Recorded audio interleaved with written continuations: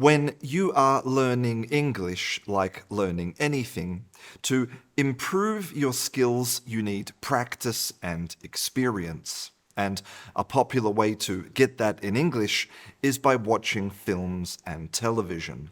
But there is one question that many learners have. Should I use subtitles? In this video, I'm going to answer that question and also tell you the best settings for your subtitles to make your learning as effective as possible.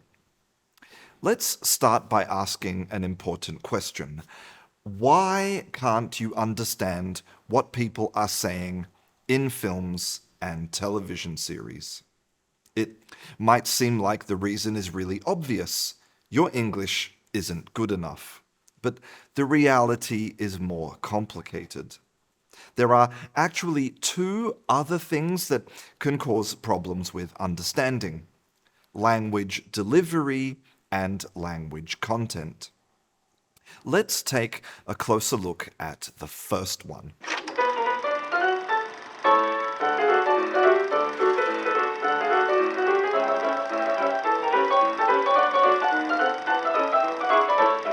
It's important to remember that all modern video content, including Netflix and YouTube, started with cinema and celluloid film. And at the beginning, cinema was silent because audio recording technology literally didn't exist.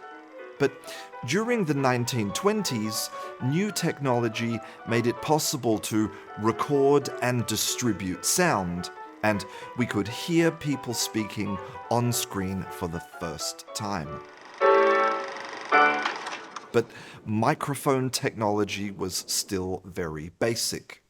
The first microphones were not very sensitive, so actors had to speak loudly and directly towards the microphone and pronounce their words carefully. But over time, the technology has improved so much that this is the size of a modern microphone. Tiny microphones like this are used to record sound in Hollywood films, and they are extremely sensitive. They can record the loudest shout and the quietest whisper. And as the technology has changed, so has the way that actors act.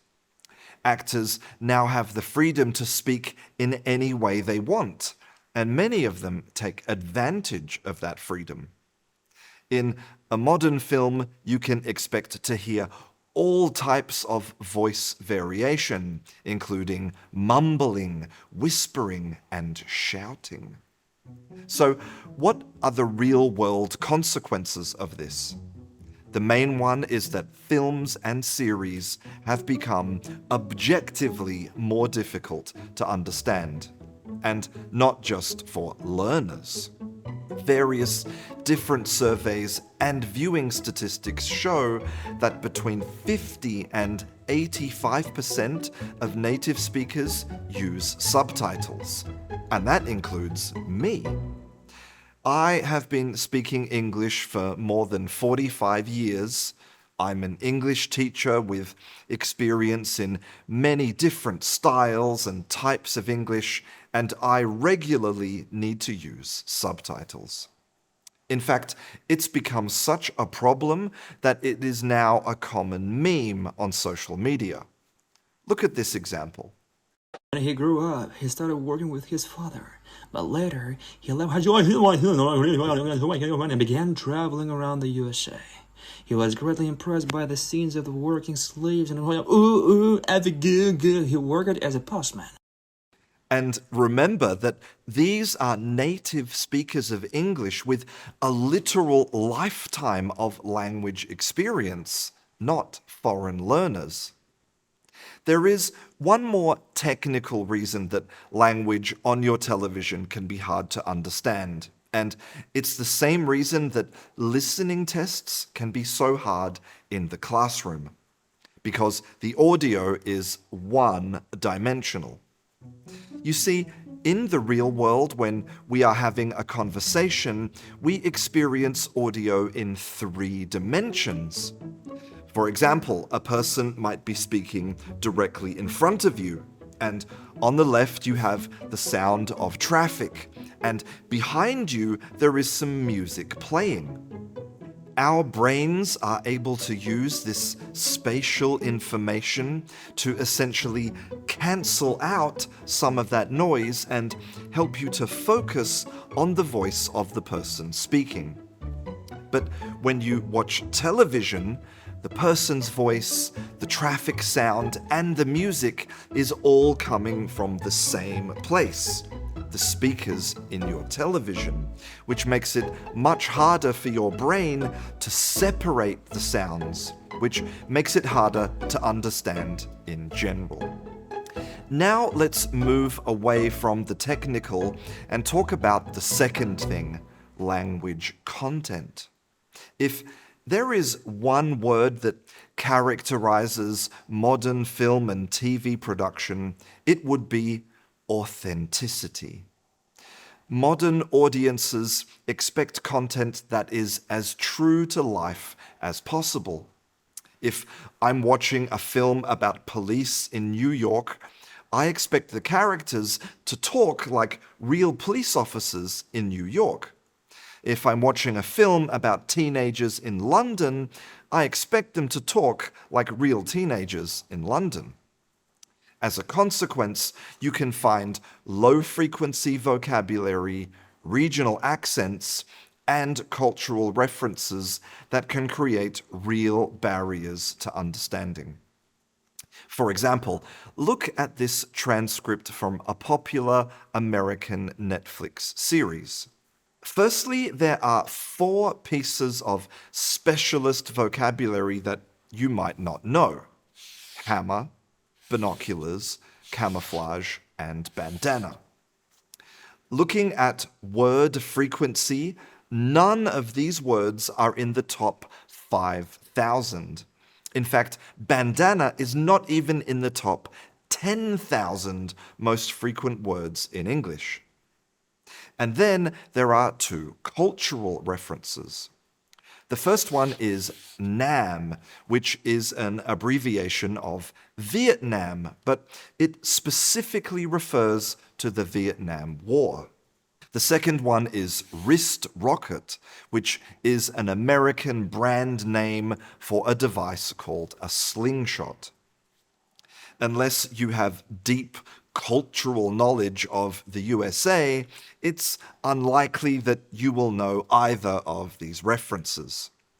Once you stop and analyze the language, it's easy to see why understanding every word in conversations like this can be the work of a lifetime. And this is a great moment to talk about mindset. As a learner, when you can't understand what someone says in a film, you might think, "My English is so bad.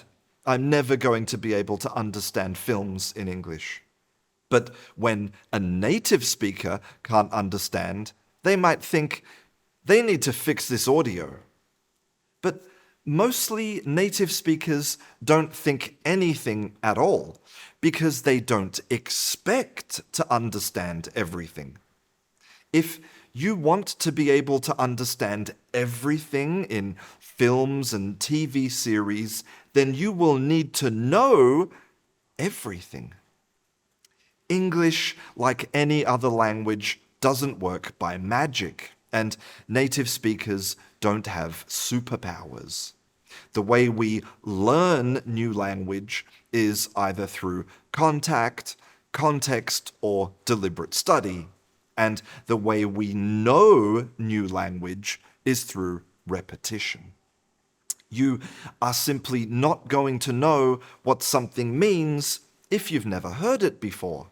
And even if you have heard it before, you might have forgotten it because you only heard it once. This doesn't reflect your language ability or your intelligence. It simply reflects the way that the human brain works. But You probably punish yourself for not understanding and think that your English abilities aren't good enough. Now is the time to stop that. I hope I've demonstrated that understanding films and television is a complex task, so please don't punish yourself for simply being human. Now that we have talked about why you can't understand what people are saying, let's talk about whether subtitles are good or bad for learning. The short answer is yes, they are good, but with one important exception that I'll tell you about later in this video. But multiple studies have shown that subtitles improve comprehension, vocabulary learning, literacy, and even pronunciation. They can help you to adapt to specific varieties of English, like Scottish or Australian English. And more importantly, they don't affect your listening skills in any negative way. The reason that subtitles work is very simple. There is a lot of evidence that our brain divides and processes information in two distinct types, audio and visual, and both of these types of information can be connected to a concept. The more connections we have to a concept, the easier it is to remember and use it. So the concept of pizza could be connected to the sound pizza, and also a visual image of a pizza, and the visual image of the word pizza. Remember that writing, including subtitles, is a form of visual information. So when we watch something with subtitles, we are getting both the audio and the visual information that helps us to process, understand, and learn the language. But as I said, there is one exception, and that is learners with a lower level of language ability. While the evidence shows that all this extra information can be good for learners who have sufficient language ability to process it all, the evidence also shows that it will have the opposite effect if your language skills aren't good enough. If subtitles make you feel stressed or lost, they're not helping, and the end result will be zero learning and probably lots of negative emotions. In that case, switch to subtitles in your own language or change to more simple content.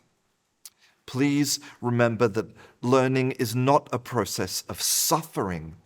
Learning a language takes thousands of hours, and you will not succeed unless you have the right mindset. Forcing yourself into uncomfortable and unproductive learning situations is only going to lead you to failure. And that brings us to the next question. What are the best subtitles settings to get the most effective language learning? When you're watching English-speaking content, there are 3 possible audio and subtitle combinations. English audio with English subtitles, English audio with subtitles in your native language, and audio in your native language with English subtitles. The evidence from learners in controlled conditions is really clear. The best combination for learning is the first one, English audio with English subtitles. But again, remember to be careful if you are a lower level learner. You might find English audio and English subtitles is just too much information, and you might find it more effective to use English audio, but with subtitles in your native language.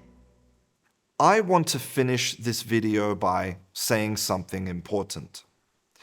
Although films and television might seem like authentic content because they are a product of English-speaking culture, the reality is that the language used in film and television is nothing like the language that people use in the real world. Conversations between actors are almost always too perfect. They usually contain no hesitations, pauses, repetitions, corrections, or spontaneous changes of topic. Film language isn't authentic English, it's authentic film English. It has no personal context. If you are using films or television to prepare yourself for the real world, you might be disappointed. There is no substitute for the act of using language to communicate with real people about the things that are important to you. The reason that humans developed the art of motion pictures is because we are storytelling creatures. We have been telling each other stories for thousands of years, and we will continue to do it until our species disappears. The magic of film and television is the way that image and sound combine to tell those stories and create meaning. The magic of language is the same. You can use signs, text, or sound to create meaning and tell your stories. When you do that, you become part of the thousands of generations of humans before you who passed down that magic of language. Please don't waste that magic. I'm Christian, this is Kangaroo English, and I'll see you in class.